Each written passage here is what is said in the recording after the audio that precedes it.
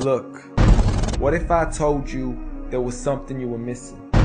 What if I told you that Jesus doesn't really fit into your description?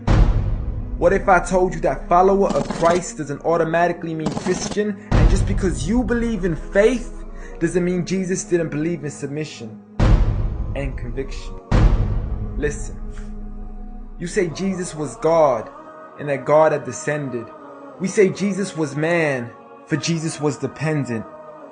Our God is all great and cannot be comprehended. You say that God was murdered, or do you believe that he pretended? See, God gave us brains and God gave us logic, but I guess God wanted us to use them in everything else except for this topic. It's like wearing a cross and proclaiming that you love Jesus, when if God was murdered on the cross really shouldn't please us. I mean, would you be wearing an axe if it was used to chop your mother up into pieces? See, this is what happens when you believe in faith, but fail to believe in reason. See, we used to worship the Creator until Satan turned us to the creation. We began to worship the people and neglect the one who made them. We began to believe that God had died, but how could a God even be created? A miraculous birth, and therefore the Son of God was begotten.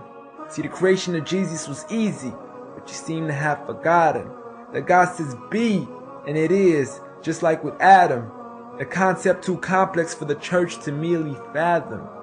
But he was the creator of the universe, for all we know, even more. And so what if we can't see him? I mean, what, you acting like our universe is small? I mean, there's still so much we're still yet to explore. I mean, there's still so many things as human beings we still haven't seen, touched, heard, or saw. I mean, our eyes can't even handle the sight of the sun. So how can we possibly handle the sight of our Lord? See, Jesus used to pray, but in your opinion, who'd he pray to? I mean, if Jesus was God, surely prayer would be of no use. Or did he only require it when he needed to know the truth? Like when God wasn't sure whether it was the season of the fruit. Or maybe he prayed when there was something he couldn't do. Like when he said, I of myself can do nothing. But you took it as there's nothing he couldn't do. See, no one used to worship Jesus, so ask yourself, why do you? A concept so straightforward, but has left so many confused. See, Jesus preached one God, but the church has failed to practice. And I mean, you don't have to be that dumb to know that 1 + 1 + 1 = 1 isn't necessarily going to give you a pass in mathematics. See, the church said 3, when Jesus said 1. Jesus said God, when the church said Son. Jesus never said worship me, rather he said pray. But you've chosen to worship Jesus despite everything he used to say.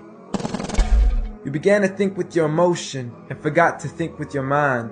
I guess you didn't pay attention when Jesus says our Father, yet never says mine. You claim to be a follower of Christ, yet you still choose to eat swine. And you call yourselves Christians, but in your churches you're busy drinking wine.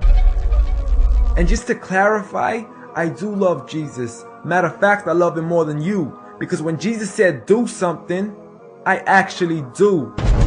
However, I'm not connected with the church nor with the Bible. See, I love Jesus as my prophet, but refuse to worship him as an idol, just like he wanted and proclaimed it as sin. So it doesn't really matter if they don't let him in, because Jesus wouldn't even want to be in the presence of people worshiping an idol of him.